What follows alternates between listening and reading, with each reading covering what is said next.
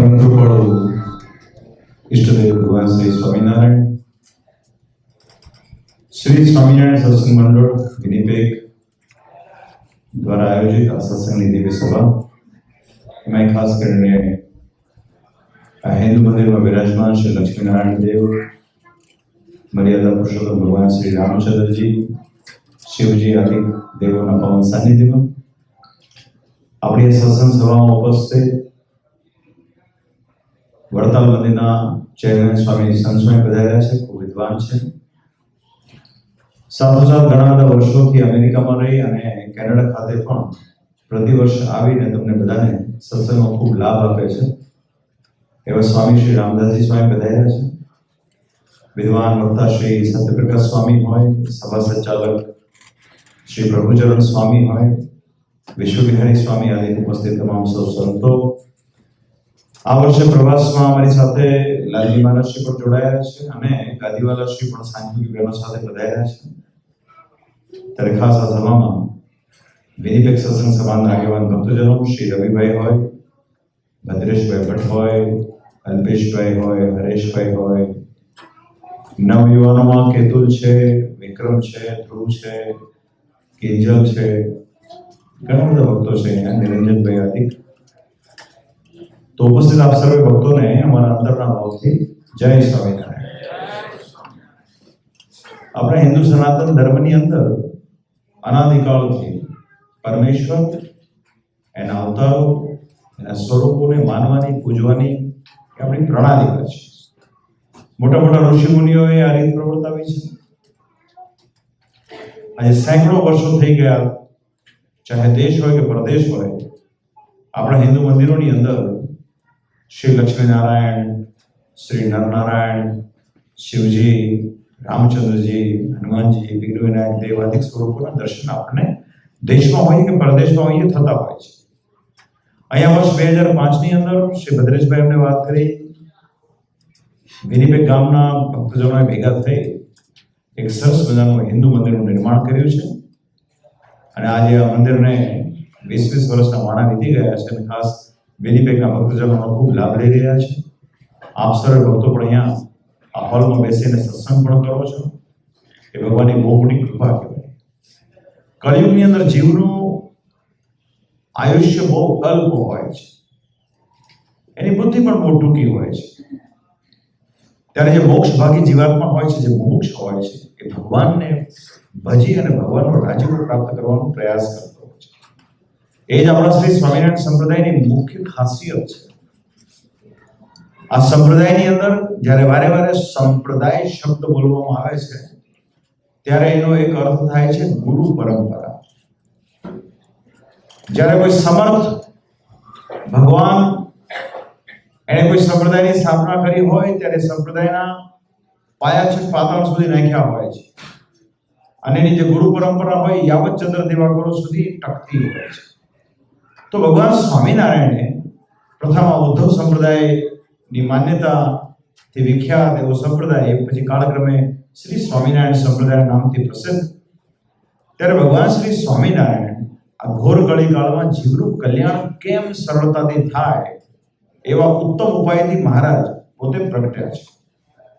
ઉત્તર કૌશલ દેશની અંદર છપૈયા ગામે જન્મ્યા છે, તત્પશ્ચાત અયોધ્યા રહ્યા છે અને 11 વર્ષની આયુએ અયોધ્યાથી ભ્રમણ કરી સમગ્ર ભારત વર્ષની યાત્રા કરતા થકા તમામ તીર્થ સ્થાનોમાં મહારાજે મુલાકાત લીધી છે. એ આપણા 4 ધામ હોય કે 12 જ્યોતિર્લિંગો હોય કે પ્રાચીન તીર્થ સ્થાનો હોય, એ તમામે તમામ તીર્થો, નદીઓ, પર્વતો, હિમાલય હોય, આ બધાનું વિચરણ કરતા થકા મહારાજ જ્યારે ગુજરાતને પોતાની કર્મભૂમિ બનાવી અને જે શ્રી સ્વામિનારાયણ સંપ્રદાયની સ્થાપના કરી અને આપણને જે આજ્ઞાઓ કરી છે, મૂળ હિન્દુ સનાતન ધર્મની જે મૂળ ધારા છે એના ઉપર ભગવાનનો ભાર છે. હિન્દુ સનાતન ધર્મની અંદર ઉગતા સૂર્યને માનવાની પ્રથા, ગંગાજળને માનવાની વાત, હિમાલય પર્વત હોય, તુલસીજીનો છોડ હોય, 12 ધામ હોય, ચાર ધામ હોય, 12 જ્યોતિર્લિંગ હોય, માતા પિતાની સેવા કરવી, ગુરુજનોની સેવા કરવી, મંદિરને વિશે જવું, પ્રદક્ષિણા કરવી, દંડવત કરવા, આરતી કરવી, વડીલોને પૂજ્ય ભાવે માનવા, માતાના 4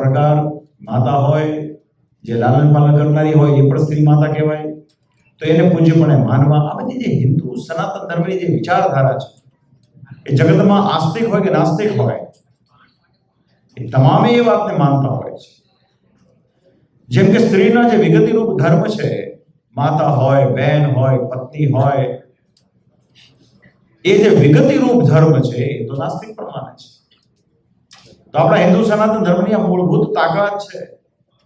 આપણા જે શાસ્ત્રો હોય, જેમ કે શ્રીજી મહારાજે વડતાલના 18મા વચનામૃતમાં તમામ ભક્તોને એવી આજ્ઞા કરી કે અમારા ભક્તજનોએ કાયમ અમે જે માન્ય કર્યા છે એવા 8 શબ્દ શાસ્ત્રોને તમારે માન્ય કરવા, કે જેમાં વેદ, વ્યાસ સૂત્ર હોય, મહાભારત વિશે વિષ્ણુ સહસ્ત્ર નામ હોય, કે પછી સ્કંદ પુરાણની અંદર આવેલા વિષ્ણુ ખંડમાં વાસુદેવ મહાત્મ્યનો ગ્રંથ હોય, કે પછી વિદુર નીતિ હોય, યાજ્ઞવલ્ક ઋષિની સ્મૃતિ હોય, શ્રીમદ ભાગવત હોય કે શ્રીમદ ભગવદ ગીતા હોય, આ 8 શાસ્ત્રોને શ્રી હરિએ માન્ય કર્યા છે.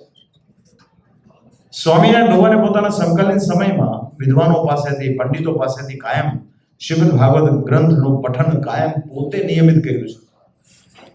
ભક્તોને શિક્ષાપત્રીમાં આજ્ઞા કરી છે કે અમારા ભક્તજનોએ કાયમ શ્રીમદ ભાગવત આદિ ગ્રંથોનું નિત્ય પ્રત્યે શ્રવણ કરવું. જે વાંચી શકે એવા હોય એને વાંચવું, બાકી કોઈ વિદ્વાનના મુખે તેનું શ્રવણ કરવું. તો આ બધી બાબતો પર જે ભાર મૂકવાનું કારણ શું છે કે કળિયુગની અંદર મેં કહ્યું તે પ્રમાણે જીવનું આયુષ્ય બહુ અલ્પ હોય, માટે અલ્પ આયુષ્યની અંદર અલ્પ બુદ્ધિની મધ્યમાં રહીને ભગવાનનું જે ભજન થોડું પણ થઈ જાય તો જીવાત્માનું કલ્યાણ થઈ જાય. વચનામૃતમાં શ્રી અયોધ્યા પ્રસાદજી મહારાજે શ્રી હરિને પ્રશ્ન કર્યો કે આખા દિવસમાં ભગવાનનું કેટલું ભજન કરીએ તો આખા દિવસમાં કરેલા જે કંઈ નાના મોટા પાપ હોય કે કંઈ ખોટું કર્મ થયું હોય એનું નિવારણ થાય. ત્યારે ભગવાને દયાળુ થઈને એવી વાત કરી કે ખાલી અડધી ઘડી પણ અનિમેષ દ્રષ્ટિથી ભગવાન સ્વરૂપનું જો ધ્યાન થઈ જાય ને તો આખા દિવસના કરેલા જે કંઈ નાના મોટા ખોટા કર્મ હોય ને એનો નાશ થઈ જાય. વાત એક જ છે, ભજન ભલે થોડું થાય પણ શુદ્ધ થાય. શુદ્ધ વાત આવે ત્યારે શુદ્ધ એટલે શુદ્ધ જ હોય. ચંદન શુદ્ધ જ હોય. પછી આર્ટિફિશિયલ માણસો એને પાવડર વાળું ચંદન લઈ આવે એવા જુદી. કેસર શુદ્ધ જ હોય, ઘી શુદ્ધ જ હોય, સુવર્ણ શુદ્ધ જ હોય. પણ કળિયુગી માણસ છે, પોતાના લાભાર્થે એની અંદર મિલાવટ કરતા હોય છે. સોનું અત્યારે તો લગભગ 90,000 પાર થઈ ગયું છે હિન્દુસ્તાનમાં. બધાની ક્ષમતા ના હોય એટલે સ્વાભાવિક છે કે એનું ઓલ્ટરનેટ શોધતા હોય. તો ભાઈ ઘણા બગસરાનું સોનું પહેરે, અસલ દેખાય પેલું, પણ અંતરાત્મામાં ક્યાંક એવો ક્ષેપ હોય કે કોઈ જાણી જશે તો આમાં આબરૂ જશે. તો કોઈ પણ બાબત, પથ્થર હોય કે કોઈ પણ, હમણાં કોરોના કાળ ગયો બરાબર છે, બધાએ કહ્યું કે વિટામિન સી વાળી વસ્તુ બધા ખાવી જોઈએ, લીંબુ પીવો કે ઓરેન્જ જ્યુસ પીવો. તો પછી બધાનો ભ્રમ નીકળી ગયો કે પેલું કોન્સન્ટ્રેટેડ જે ડ્રિંક આવતું હતું ને એ પીવાથી કઈ ઇમ્યુનિટી ન મળે. એ તો તમારે અસલ ઓરેન્જનું જ્યુસ કાઢીને પીવો તો તમને ઇમ્યુનિટી મળે. એમ કોઈ પણ સત્સંગ, કોઈ પણ સંપ્રદાય એની જે શુદ્ધતા હોય ને એ શુદ્ધતા એ કરીને એ જીવ જ્યારે ભગવાનનું ભજન કરે ને ત્યારે કલ્યાણ થાય. ભાઈ આર્ટિફિશિયલ ખોટી દેખાદેખીમાં, વૈભવથી, આકર્ષણથી, અહીંયા બગીચો સારો છે ને, અહીંયા ફુહારો સારો છે ને, અહીંયા વ્યવસ્થા સારી છે, અહીંયા બધા ચપ્પલો લાઈનમાં મૂકે છે કે આમ છે તેમ છે, એ બધી વસ્તુઓ સામાન્ય છે. તો કોઈ પણ સારી જગ્યાએ તમને એનું દર્શન થાય. આપણા હિન્દુસ્તાનના જેટલા પણ પ્રાચીન તીર્થ સ્થાનો છે એના તત્વથી એ તીર્થ સ્થાનોની મહત્તા છે. એ પછી કાશી વિશ્વનાથનું મંદિર હોય, ભલે સાંકડી ગલીમાં હોય. હમણાં આપણા યશસ્વી પ્રધાનમંત્રીશ્રીએ ત્યાં કોરિડોર કરાવ્યો છે. એમ આપણા જે તીર્થ સ્થાનો હોય એ તત્વ સહિત હોય છે. એટલે ભગવાન સ્વામિનારાયણ પણ એવો આગ્રહ રાખે કે ભગવાનના સ્વરૂપનું મહાત્મ્ય એ તત્વ કરીને સમજવું. આ બધી સૂક્ષ્મ વાતો છે, રહસ્યવાળી વાતો હોય છે. વારે વારે એનું પ્રવર્તન કરવું પડતું હોય છે, કારણ કે પરિવર્તનશીલ જગતમાં આટલી બધી વ્યસ્તતાની વચમાં કોઈ પણ વ્યક્તિને બહુ એટલું બધું યાદ હોતું નથી, સિવાય કે જેના થકી પોતાનું કામ નીકળતું હોય એ બાબતમાં એને પૂરેપૂરું ધ્યાન હોય છે. કેનેડામાં આવ્યા છીએ તો કેનેડામાં કેવી રીતે PR મળે, કેવી રીતે વર્ક પરમિટ મળે, એની જે આટીમૂટીની પ્રક્રિયા કે જે સામાન્ય વ્યક્તિની સમજની બહાર હોય છે એ આપણે બહુ સરળતાથી સમજાઈ જાય છે, કેમ કે આપણમાં હિત સમાયેલું છે. તો જે ધર્મ એ આપણે પરાપૂર્વથી પૂર્વજોના માધ્યમથી મળ્યો હોય, એ ધર્મને વિશે પણ એટલી આસક્તિ, એટલો ભાવ, એટલો પ્રેમ એ આપણે કેળવવો જોઈએ. તો કેનેડાની ધરતી પર આપ સૌ ઘણા બધા વર્ષોથી અમારા ભદ્રેશભાઈ વગેરે ભક્તો રહે છે, ઘણા નવયુવાનો આવ્યા છે, હજી આવી રહ્યા છે. બધાના જીવનમાં ઘણી બધી આશાઓ હોય, માતા પિતાની અપેક્ષાઓ હોય, એને પૂર્તિ કરવા સારું આપ સૌ આવતા હો. પણ એની સાથોસાથ વાલા યુવાનો, ભક્તજનો, સત્સંગ રાખવો પણ એટલો જ આવશ્યક છે. જીવનમાં ગમે એટલું કરીએ પણ એટલું યાદ રાખજો કે સત્સંગ વગર ક્યારેય પણ ભવ ભટકણ મળતું નથી. હવે જ્યારે વાત સત્સંગની આવે છે, એમાં સત શબ્દ સામેલ છે. તો સત શબ્દ કોને કહેવાય, એની પરિભાષા શું? તો જે શાસ્ત્ર, જેને સત કહેવાય, સત શાસ્ત્ર, જે શાસ્ત્રની અંદર પરમેશ્વરના ચરિત્ર હોય એને જ સત શાસ્ત્ર કહેવામાં આવે.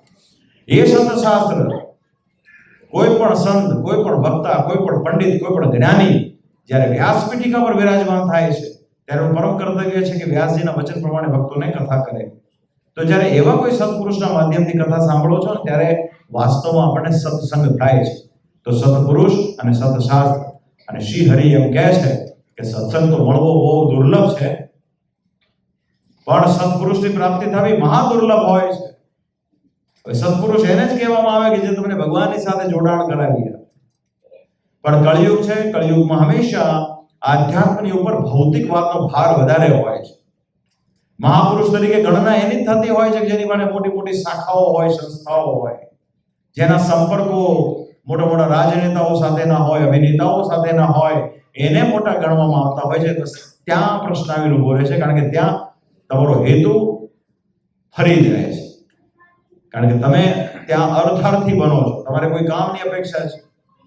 તો મૂળ વાત આ છે. તો સ્વામિનારાયણ સંપ્રદાયની બે દેશ ગાદી, ઉત્તર ગાદી એનું હેડક્વાર્ટર અમદાવાદ શ્રી નરનારાયણ દેવ દેશની ગાદી, અને દક્ષિણ દેશ ગાદીનું હેડક્વાર્ટર વડતાલ, કે જ્યાં ભગવાન સ્વામિનારાયણે શ્રી લક્ષ્મીનારાયણ દેવ પધરાવ્યા છે. તો એ ગાદી, બંને ગાદીનું કર્તવ્ય એ છે કે સ્વામિનારાયણ ભગવાનની સત્સંગની અંદર જે રીત પ્રવર્તાવી છે તે પ્રમાણે ભક્તોને સત્સંગમાં પ્રેરિત કરવા. એના ભાગરૂપે સંતો અહીંયા કાયમ પ્રયાસ કરતા હોય છે. આપણું પણ પરમ કર્તવ્ય છે, આપણે મૂળ ગાદીના આશ્રિત હોઈએ તો આપણે પણ તે પ્રમાણેનો સત્સંગ કરવો.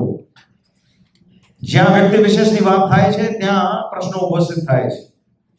મોટા સંતો એવું કહી ગયા છે કે ભાઈ કળિયુગનો માણસ બહુ અઘરો હોય છે, ભગવાનમાં જે જોડી આપે એ જ સંત છે, એ જ વ્યાખ્યા છે. બાકી પોતાને જોડનારા તો બધા સંસારમાં એની કઈ ખોટ છે નહીં. શ્રીજી મહારાજ કે યુધિષ્ઠિર જેવા બહુ ઓછા હોય ધર્મ રાખીને ભગવાનનું ભજન કરનારા, બાકી ડારા દેનારા ભીમસેન જેવા તો બહુ હોય. એમ કળિયુગની અંદર બધી વસ્તુઓ જોરાવરીએ કરીને, બાહુબળે કરીને લોકોને આકર્ષિત કરવા માટેની જે વાત થતી હોય ત્યાં આપણા સંતો એ દિવસ રાત એવો પ્રયાસ કરતા હોય કે તમે બધા ભલે ભજન થોડું કરો પણ સાચું કરો, પ્યોર કરો, સાચી દિશામાં. હવે ઓરિજિનલ જે સ્વામિનારાયણ સંપ્રદાય છે, જે ભગવાન શ્રી હરિએ અપાર કષ્ટ વેઠી 500 પરમહંસોએ એની પાછળ ખૂબ મહેનત કરી આ સત્સંગ સ્થાપ્યો છે, એમાં કલ્યાણની વાત મુખ્ય છે. તો મહારાજે મંદિરો કરાવ્યા, મંદિરો કલ્યાણના કેન્દ્રો સમાન છે. મંદિરોની મુખ્ય લાક્ષણિકતા એ હોય કે મંદિરના ગર્ભગૃહમાં, સિંહાસનમાં પરમેશ્વર અને પરમેશ્વરના અવતારો હોય. ત્યાં કોઈ વ્યક્તિ હોય ન શકે.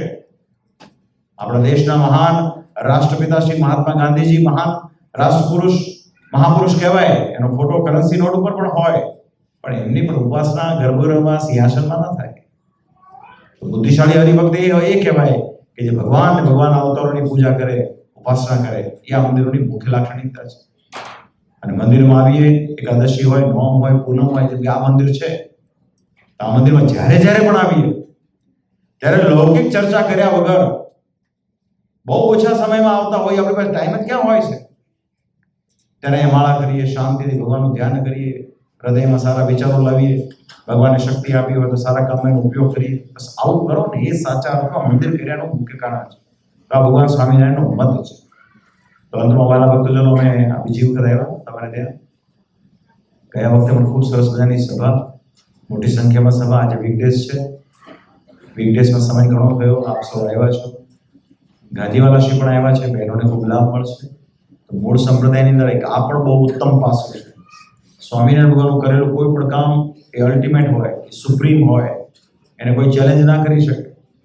શ્રી હરિએ પોતે બ્રાહ્મણ કુળમાં જન્મ્યા. વેદોના મત પ્રમાણે જે બ્રાહ્મણ હોય બાકીના ત્રણેય વર્ણને મંત્ર આપી શકે. અને સ્વામિનારાયણ પોતાના જ કુળની અંદર આચાર્ય સ્થાપ્યા છે અને આચાર્ય ગ્રહસ્થ સ્થાપ્યા છે. એટલે ગ્રહસ્થ આચાર્ય હોવાના કારણે એના જે ધર્મપત્ની હોય એ બેનો વિભાગને મંત્ર આપી શકે. બાકી તમે જુઓ, તપાસ કરો તો અત્યારે સ્વામિનારાયણ નામે જેટલી પણ શાખાઓ નીકળી હોય એ બધી કોઈક ને કોઈક સંત દ્વારા પ્રવર્તિત હોય. હવે સંત તો શ્રી ધર્મ ત્યાગી છે, તો ત્યાં જે બહેનો ભક્તો આવતા હોય એને મંત્ર કોણ આપી શકે? તો આ બધી ત્રુટિઓ થાય જો તમે સ્વામિનારાયણ સંપ્રદાયની નકલ કરો ને. નકલમાં તો કઈ બહુ અકલ હોય નહીં, પણ એની સામે સમુદાય પણ બુદ્ધિશાળી હોવો જોઈએ. આજે 2 પેઢી પહેલાના જે ભક્તજનો હતા એવા જ્ઞાની હતા, શાસ્ત્ર વાંચતા હતા. રખેને કોઈથી કંઈક આડું કહેવાનું હોય તો એ ભક્તો કહી શકતા કે શાસ્ત્રમાં આવું કહેવાનું છે. તો એવું થોડું ઘણું જ્ઞાન આપણામાં પણ હોવું જોઈએ. તો આજે શિક્ષાપત્રી દ્વિશતાબ્દી વર્ષ ચાલી રહ્યું છે. મારી તમને બધાને બહુ હૃદયથી ભલામણ છે કે જેઓ શ્રી સ્વામિનારાયણ સંપ્રદાયના અનુયાયીઓ હોય એમનું પરમ કર્તવ્ય છે કે એમણે શિક્ષાપત્રીનું નિત્ય પ્રત્યે પાઠ કરવો. જે વાંચી શકે એવા હોય, જે વાંચી શકે એવા ન હોય એને નિત્ય પ્રત્યેની પૂજા કરવી.